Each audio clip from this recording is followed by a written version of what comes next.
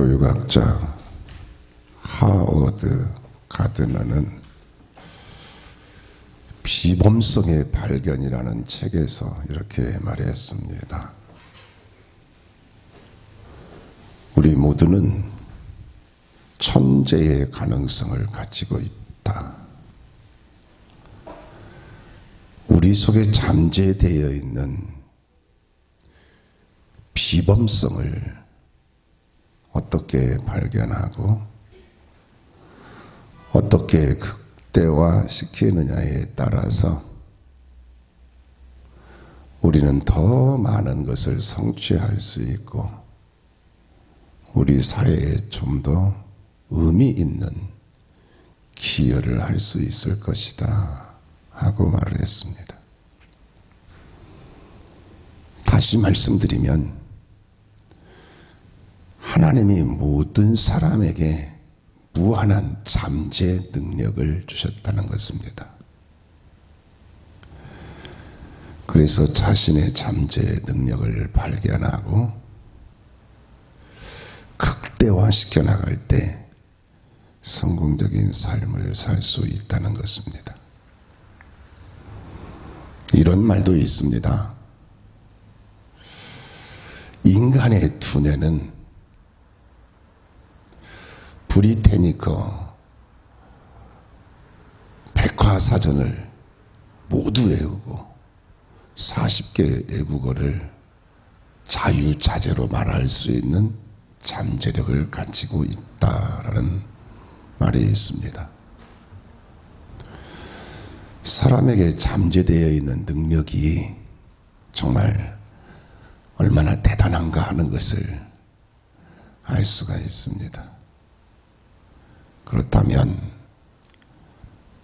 사람에게 잠재되어 있는 능력을 어떻게 극대화시킬 수 있을까요? 신앙적인 차원에서 살펴보면 먼저 믿음이 있어야 합니다. 어떤 믿음입니까? 천지를 창조하신 전능하신 하나님에 대한 믿음입니다. 십자가에 의해서 희생 제물이 되셔서 우리를 살리신 예수 그리스도에 대한 믿음입니다. 지금도 우리 가운데서 역사하고 계시는 성령님에 대한 믿음입니다.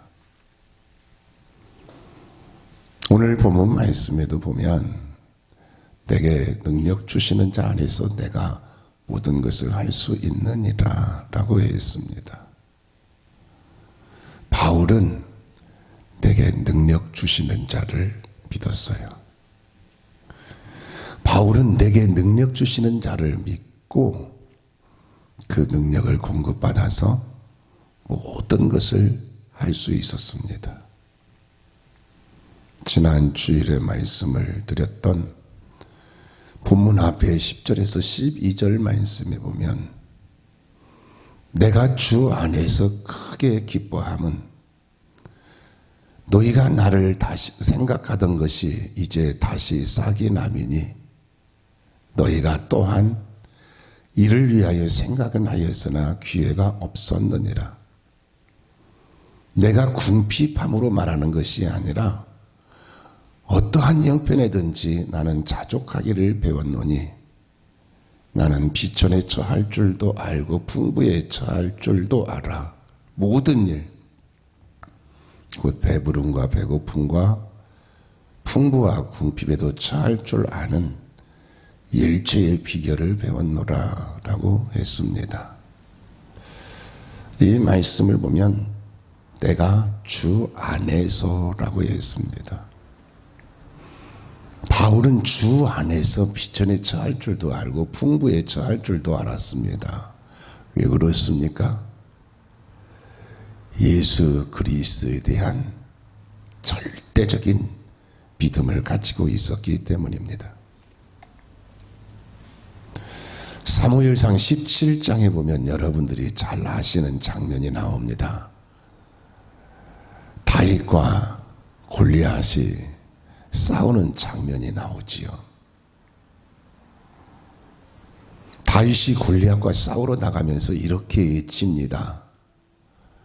너는 칼과 창과 단창으로 내게 나오거니와 나는 만군의 여호와의 이름 곧 내가 모욕하는 이스라엘 하나님의 이름으로 내게 나아가노라 하고 외치면서 나가서 골리앗을 물리치고 승리를 했습니다. 이 말씀을 보면 만군의 여호와의 이름이라고 했어요. 또 하나님의 이름으로 라고 했습니다. 다윗은 하나님의 이름을 절대적으로 믿고 나가서 승리를 했습니다. 만약에 다윗이 자신의 능력을 믿고 나가서 싸웠다면 골리앗에게 패하여 생명을 잃었을 것입니다. 그런데 다윗은 하나님의 이름을 절대적으로 믿고 나가서 골리앗을 물리치고 승리를 했습니다. 마가복음 9장에 보면 한 아버지가 귀신 들린 아들을 데리고 예수님께 와서 말을 합니다. 무엇을 할 수 있거든 우리를 불쌍히 여기사 도와주옵소서 하고 말을 하지요. 그때 예수님께서 이렇게 말씀을 하십니다. 할 수 있거든이 무슨 말이냐? 믿는 자에게는 등이 하지 못할 일이 없느니라 하고 말씀을 하시죠. 이 말씀을 보면 믿는 자에게는 이라고 했습니다. 믿는 자에게는 능히 하지 못할 일이 없다고 하셨습니다. 믿음은 잠재된 능력을 극대화시킵니다. 마가복음 5장에 보면 12해를 혈루증으로 앓던 여인이 예수님의 뒤로 가서 예수님의 옷자락을 만졌잖아요. 왜냐하면 예수님의 옷에만 손을 대어도 구원을 얻으리라고 생각했기 때문입니다. 그러자 그가 생각했던 대로 혈루의 근원이 말라서 혈루병이 고침을 받았습니다. 그때 예수님께서 누가 내 옷에 손을 대었느냐 하고 물으셨습니다. 여인이 두렵고 떨며 사실을 아뢰었습니다. 그때 예수님께서 이렇게 말씀을 하시죠. 딸아, 내 믿음이 너를 구원하였으니 평안히 가라. 내 병에서 놓여 건강할지어다 하고 말씀을 하셨습니다. 예수님의 사역을 보면 내 믿음이 너를 구원하였느니라, 내 믿음대로 되리라 하고 자주 말씀을 하셨습니다. 왜 그렇습니까? 믿음이 있을 때 주님의 능력이 나타나기 때문입니다. 믿음은 잠재된 능력을 극대화시킵니다. 파스칼은 천재적인 수학자요, 물리학자요, 문학가였습니다. 파스칼이 쓴 유명한 기독교 변증론 방세는 그의 영감을 그때그때마다 낙서처럼 메모해 놓은 것을 모아놓은 책이라고 합니다. 파스칼이 이런 말을 했습니다. 하나님은 아브라함의 하나님, 이삭의 하나님, 야곱의 하나님이지 결코 철학자의 하나님이 아니다. 하나님만이 우리에게 기쁨과 평화와 능력을 주신다 라고 말을 했습니다. 하나님은 철학자의 하나님, 즉 죽은 자의 하나님, 이론적인 하나님이 아니라 지금도 살아계셔서 역사하시는 하나님이시라는 겁니다. 사실 그렇습니다. 하나님은 지금도 살아계셔서 역사하시는 하나님이신 줄로 믿습니다. 지금도 살아계셔서 역사하고 계시는 하나님을 믿는 자가 잠재된 능력이 극대화됩니다. 그러므로 사랑하는 여러분, 지금도 살아계셔서 우리 인생 가운데서 역사하고 계시는 하나님을 믿는 자가 되시어서 여러분 속에 잠재되어 있는 능력이 극대화되는 복 있는 성도가 되시기를 축원합니다. 다음으로 잠재된 능력을 극대화시키려면 그만한 대가를 지불해야 합니다. 바울의 사역을 보면 가는 곳마다 많은 사람들이 예수님을 믿고 구원받았습니다. 가는 곳마다 교회가 세워졌어요. 바울을 돕는 자도 많고 동역자들도 많았습니다. 기사와 표적도 나타났습니다. 심지어 바울의 앞치마와 손수건에 덮이기만 해도 귀신이 떠나가고 병든 자가 고침을 받았습니다. 하나님의 나라에서 존귀한 사람이 되었습니다. 바울이 그렇게 되기까지는 그냥 된 것이 아니라 많은 대가를 지불했습니다. 지난 주일에도 말씀을 드린 것처럼 고린도후서 11장 23절에서 27절 말씀에 보면 내가 수고를 넘치도록 하고 옥에 갇히기도 더 많이 하고 매도 수없이 맞고 여러 번 죽을 뻔하였으니 유대인들에게 40에서 감한 배를 5번 맞았으며 3번 대장으로 맞고 1번 돌로 맞고 3번 파선하고 일주야를 깊은 바다에서 지냈으며 여러 번 여행하면서 강의 위험과 강도의 위험과 동족의 위험과 이방인의 위험과 시내의 위험과 광야의 위험과 바다의 위험과 거짓 형제 중의 위험을 당하고 또 수고하며 애쓰고 여러 번 자지 못하고 줄이며 목마르고 여러 번 굶고 춥고 헐벗었노라 라고 했습니다. 바울이 얼마나 많은 대가를 지불했는가를 알 수가 있습니다. 바울이 그토록 많은 대가를 지불했을 때 잠재된 능력이 극대화되어서 하나님께 크게 쓰임받는 존귀한 하나님의 사람이 되었습니다. 창세기에 나오는 요셉이 꿈을 꾸었지요. 2가지 꿈을 꾸었죠.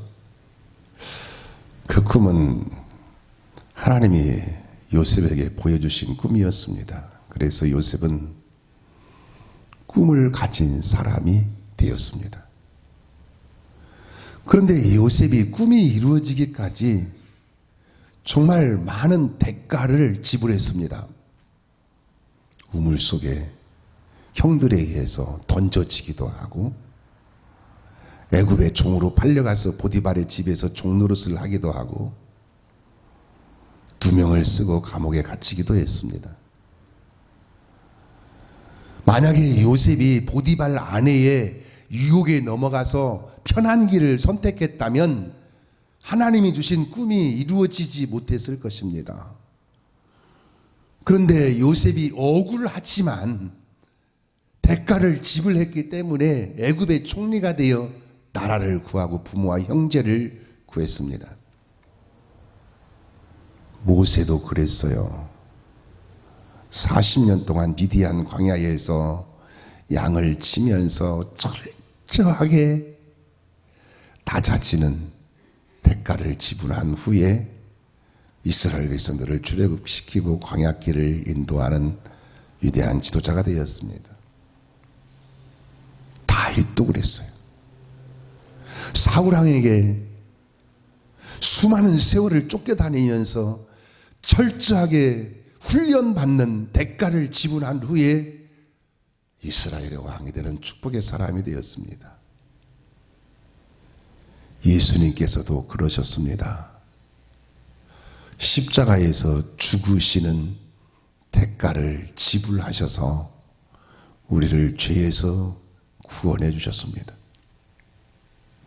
잠재된 능력을 극대화시키려면 그만한 대가를 지불을 해야 합니다. 요즘 대입 입시생들 수시 응시하고 수능 준비하고 본고사 준비하느라고 고생들을 많이 하지요. 대학에 진학하려면 그만한 대가를 지불을 해야 합니다. 회사에서 월급을 그냥 줍니까? 노동의 대가를 지불을 해야 회사에서 월급을 주잖아요. 사업이 그냥 잘 됩니까? 수고하고 애쓰고 남 모르는 고통을 당하는 대가를 지불해야 사업이 되는 것 아니겠습니까? 어떤 분들은 목회자는 참 좋겠다고 그래요. 일주일 내내 놀고 주일날 한번 예배 드리면 되니까 참 목회자 편한 직업이라고 그래요. 그렇지 않아요. 목회가 그냥 됩니까? 그만한 대가를 지불하고 있어야 목회가 되는 것입니다. 그래서 로마의 철학자 세네카는 이런 말을 했습니다. 가장 위대하게 만드는 길은 매우 거칠고 험하다라고 말했습니다. 매우 거칠고 험한 대가를 지불해야 가장 위대하게 되어진다라는 것입니다. 그러므로 사랑하는 여러분, 잠재된 능력을 극대화시키기 위해서 기꺼이 대가를 지불하는 자가 되셔서 여러분 속에 잠재된 능력이 극대화되는 복 있는 성도가 되시기를 축원합니다. 더 나아가서 잠재된 능력을 극대화시키려면 무엇보다도 하나님의 능력을 공급받아야 합니다. 오늘 본문 말씀에 보면 내게 능력 주시는 자 안에서 내가 모든 것을 할 수 있느니라 라고 했습니다.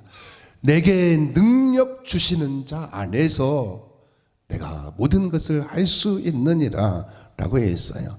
한마디로 말씀을 드리면 바울은 하나님의 능력을 공급받아서 모든 것을 할 수 있었다라는 것입니다. 나폴레옹이 유명한 말이 했죠. 내 사전에 불가능은 없다. 내 사전에 불가능은 없다. 라는 말을 했잖아요. 자신의 능력을 믿고 자신의 능력을 자랑하고 과시했습니다. 그런데 그 인생의 결과는 어떻게 되었습니까? 그러나 바울은 자신의 능력이 아니라 하나님의 능력을 공급받았습니다. 하나님의 능력을 공급받아서 모든 것을 할 수 있게 되었습니다. 사사기에 나오는 삼손의 힘이 어디서 나왔습니까? 머리카락이 길어가지고 머리카락에서 힘이 나왔나요? 그렇지 않습니다. 하나님의 능력이 삼손에게 머물고 있었기 때문입니다. 그래서 하나님의 능력이 삼손에게서 떠나가 버리니까 전혀 힘을 쓰지 못하는 것을 볼 수가 있지 않습니까? 하나님의 능력이 내 안에 머물고 있어야 잠재된 능력이 극대화되는 것입니다. 미국의 유명한 무디 목사님은 본래 구두 수송공이었다고 해요. 그런데 주일학교 교사에 전도를 받고 교회를 다니기를 시작했습니다. 청년이 되어서는 주일학교 교사를 했습니다. 그리고 열심히 전도하는 전도자가 되었습니다. 어느 날 뉴욕 시내를 걸어가면서 하나님께 간절히 기도했다고 합니다. 하나님, 제게도 성령을 부어 주옵소서. 제게도 성령을 부어주시면 좋겠습니다 하고서 성령을 사모하면서 기도를 했다는 겁니다. 그때 성령의 불이 가슴을 뜨겁게 불태웠다고 합니다. 성령의 불이 가슴을 얼마나 뜨겁게 불태우는지 너무 뜨거워서 성령을 그만 부어달라고 기도할 정도였다고 합니다. 그때부터 무디 목사님은 성령의 능력을 공급받아서 성령의 놀라운 역사가 일어나는 세계적인 복음 전도자가 되었습니다. 오늘 우리도 그렇습니다. 성령을 받아야 합니다. 성령 충만함을 받아야 합니다. 성령의 불로 가슴이 뜨거워져야 합니다. 성령의 능력을 공급받아야 합니다. 성령의 능력이 내 안에 머물고 있어야 합니다. 그리하면 내 속에 잠재되어 있는 능력이 폭발을 하게 되는 것입니다. 이사야 40장 31절 말씀에 보면 오직 여호와를 앙망하는 자는 새 힘을 얻으리니 독수리가 날개침이 올라감과 뜰 것이요 다른 박질하여도 곤비하지 아니하겠고 걸어가도 피곤하지 아니하리로다 라고 했습니다. 이 말씀을 보면 오직 여호와를 앙망하는 자는 이라고 했습니다. 앙망한다라는 말씀은 카바라고 하는데 열심히 찾다라는 뜻이에요. 하나님을 열심히 찾는 자가 새 힘, 즉 하나님의 능력을 공급받는다는 말씀입니다. 그러므로 사랑하는 여러분, 오직 여호와를 앙망하는 자가 되시어서 여호와 하나님의 능력을 공급받아서 그 능력이 여러분 속에 머물므로 여러분의 잠재된 능력이 극대화되어서 독수리의 날개침이 올라감 같이 다른 박질하여도 곤비하지 아니하고 걸어가도 피곤치 아니하는 복 있는 성도가 되시기를 예수님의 이름으로 축원합니다.